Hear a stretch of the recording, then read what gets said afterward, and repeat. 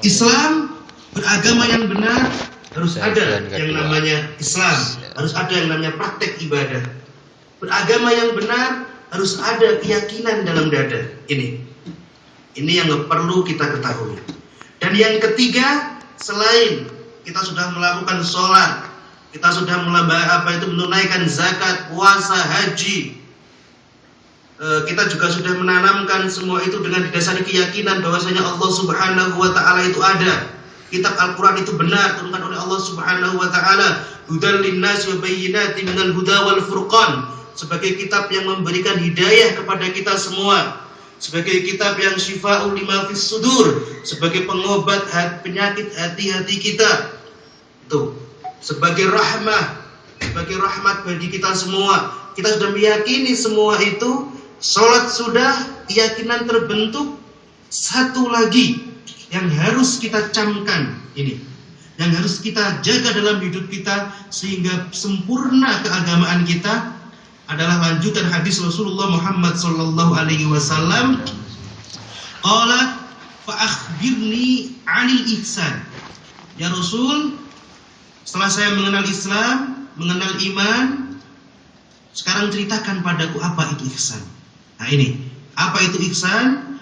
Qala, kata Rasulullah, sabda Rasulullah, an ta'budallaha ka'annaka tarah, fa illam takun tarahu fa innahu yarak. Ini, an ta'budallaha ka'annaka tarah. Secara arti kalimatnya, tekstual arti apa itu dari terjemahannya, yaitu ketika kamu menyembah Allah Subhanahu wa taala. Jadi ibadah tadi ada dalam Islam, sholat dalam Islam. Ketika kamu melaksanakan Islam, nah gitu kan, anta'budallah, Islam tadi juga didasari dengan keyakinan ka'annaka tarah. Nah ini, kamu seakan-akan melihat Allah Subhanahu wa taala. Fa illam takun tarahu fa innahu yarak. Jika kamu tidak bisa melihat Allah Subhanahu wa taala, maka sesungguhnya yakinlah, tanamkan di dalam hatimu ketika kamu ibadah kepada Allah Subhanahu wa taala bahwa sesungguhnya Allah saat itu melihatmu. Nah ini, di mana posisi ihsan ini dalam kita beragama? Nah ini posisinya, ihsan bagaikan bumbu, ihsan bagaikan ruh yang bisa menghubungkan antara praktek ibadah kita dan keyakinan dalam hati kita. Nah ini, ihsan yang bisa menjadikan seorang yang sholat kepada Allah, yang sholatnya ini lahir dari keimanan, ihsan memberikan bumbunya, sehingga apa? Sehingga sholat yang dilakukan orang tadi benar-benar apa? Mukhlishina lahuddin, benar-benar ikhlas karena Allah Subhanahu wa ta'ala. Itu adalah ihsan. Ihsan ini kemudian dikenal oleh para ulama dengan istilah ilmu akhlak, atau dengan istilah ilmu kalau di Darut Tauhid dikenal dengan istilah MQ atau manajemen kolbu. Nah ini, manajemen kolbu itu ihsan.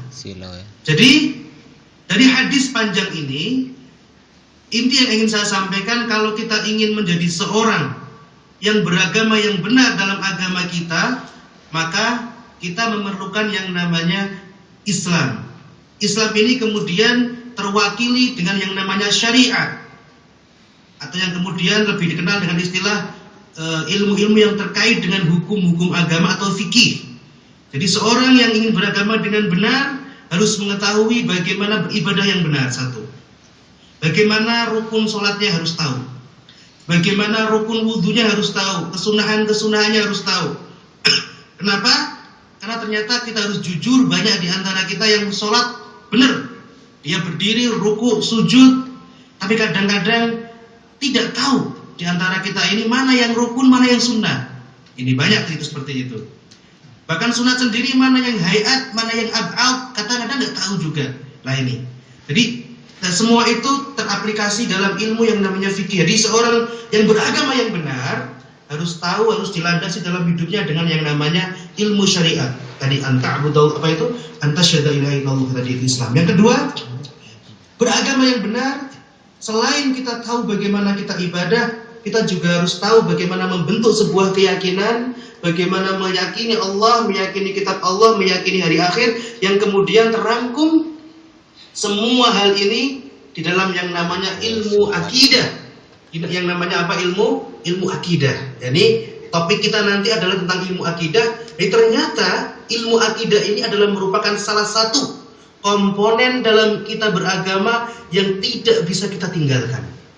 Bahkan para ulama mengatakan awal wajibin 'alal insani ma'rifatul ilahi bistiqani. Ini awal wajibin 'alal insani ma'rifatul ilahi bistiqani. Kewajiban yang pertama kali harus dilakukan oleh seorang hamba di dalam hidup mereka adalah bagaimana mereka mengenal Tuhannya, dan media untuk mengenal Tuhan adalah ilmu akidah. Ini jadi kajian fikih harus, mana syariat Allah, kajian akidah harus. Kenapa? Karena itu untuk menjadikan kita yakin iman pada Allah. Fikih untuk ibadah, akidah untuk keyakinan. Dan yang ketiga yang juga tidak boleh kita lepaskan dari kehidupan kita dan banyak dilalaikan oleh muslim saat ini adalah ilmu yang namanya MQ atau manajemen kolbu, atau ilmu ihsan atau tazkiyatun nafas. Kalau orang-orang dulu mengistilahkan ilmu tasawuf atau bagaimana ilmu membersihkan jiwa mereka. Tapi banyak yang kurang suka dengan istilah ini. Kalau guru-guru kami dulu, kalau tidak suka dengan istilah ilmu tasawuf, kita gunakan istilah lain, istilah Quran. Ada tazkiyatun nafas atau ilmu untuk membersihkan jiwa. Dalil di Quran banyak. Qad aflaha man zakkaha. Qad aflaha man zakkaha, zakka tazkiyatan. Nah itu. Jadi ilmu ini juga tidak bisa kita tinggalkan dalam hidup kita. Jadi kita bisa menggunakan dengan istilah tazkiyatun nafas, atau kita juga bisa menggunakan istilah hadis tadi, ilmu ihsan. Nah ini. Atau yang lebih populer tadi saya katakan seperti di Darut Tauhid dikenal dengan istilah manajemen kolbu, yang sangat populer sekali di Indonesia maupun sampai ke luar negeri, yang selama ini dikembangkan di Darut Tauhid. Jadi intinya menjadi seorang muslim agar beragama yang benar tidak bisa kita meninggalkan tiga unsur yang sangat-sangat urgen sekali dalam hidup kita, yaitu fikih atau ilmu syariat, ilmu akidah, dan ilmu tentang manajemen kolbu atau ilmu tazkiyatun nafas, atau ilmu tentang itu akidah. Jadi ada tiga unsur yang harus kita kaji, yang harus kita tanamkan dalam kehidupan kita sebagai seorang yang beragama, sebagai seorang muslim sejati. Begitu. Baik para sahabat sekalian, itu adalah menjawab pertanyaan kita yang pertama tadi tentang Kami 15 menit tanya jawab aja. Ya, silakan. Sekitar akidah gitu. Sekitar akidah sebelum kita lanjutkan lagi ya. Silakan para sahabat-sahabat sekalian yang ingin bertanya. Kami persilakan insyaallah. Panggilannya sahabat santri online aja. Oh, sahabat. Para sahabat-sahabat santri online gitu ya, lebih enak. Silakan. Mangga. Silakan Pak Dwi dibimbing diskusi. Oke. Assalamualaikum warahmatullahi wabarakatuh. Waalaikumsalam warahmatullahi wabarakatuh. Tadi Ustaz menjelaskan tentang apa yang kita butuhkan dalam agama kita, yaitu pertama ilmu fikih, yang kedua ilmu akidah, yang ketiga ilmu ihsan. Ya, ilmu ihsan atau MQ, manajemen kolbu. Terus maksud saya, yang saya jadi pertanyaan saya, apakah urut-urutan ini sesuai dengan skala prioritas? Maksudnya apakah urut-urutan ini harus sesuai itu, apa bisa dibalik mungkin iman dulu, maksudnya ilmu akidah dulu baru ilmu fikih, atau memang harus seperti itu Mas? Mungkin itu. Begitu. Siap.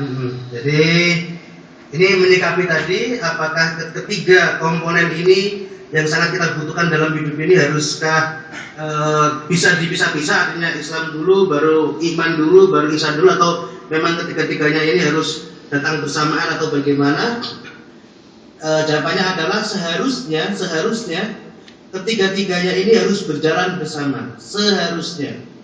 Jadi kenapa? Karena seorang yang katakanlah kalau kita ingin mendahulukan ibadah dulu, kita sholat dulu, otomatis orang bisa melakukan sholat sendiri itu kalau ada keimanan.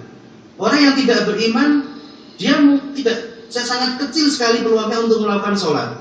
Bahkan andai kan dia sholat pun mungkin sholatnya juga sholat yang tanpa ruh, sholat yang yang hanya gerakan-gerakan yang jauh sekali dari apa yang dikehendaki oleh Allah Subhanahu wa taala, begitu.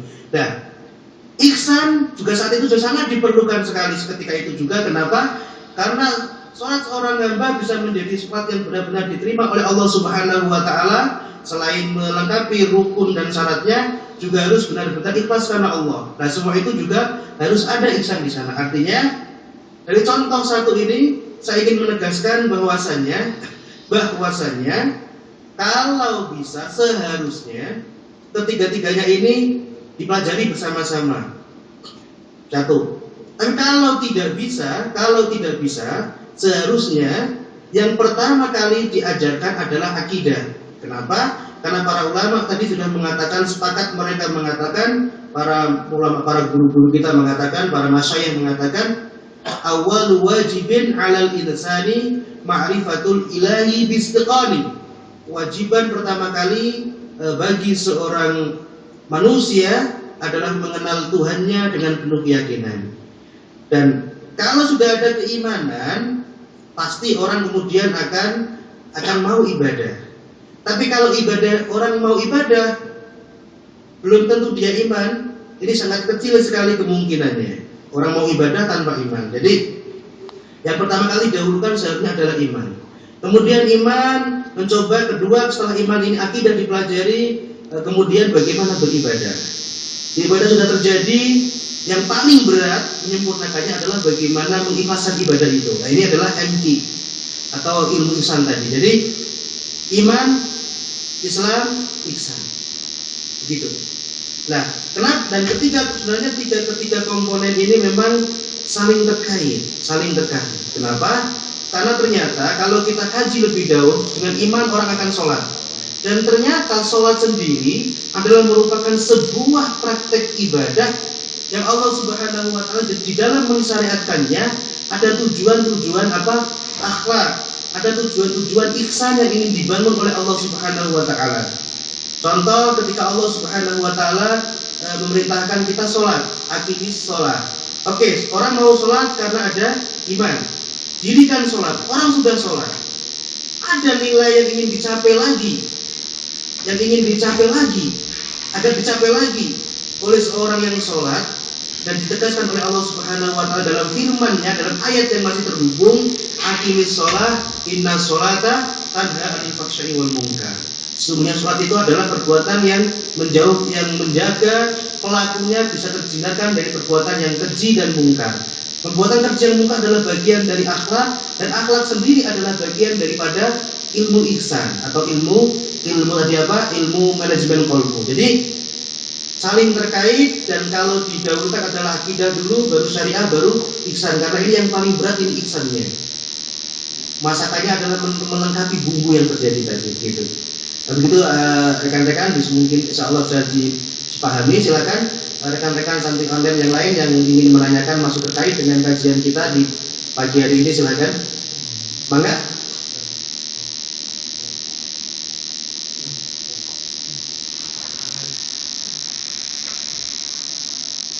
Biasanya di buku, jadi sekarang laki-laki semua. Untuk perempuan ada kajian khusus perempuan. Bisa katanya. Waalaikumsalam warahmatullahi wabarakatuh. Mangga. Dengan siapa ini ya? Dengan Edi. Edi mangga. Edi.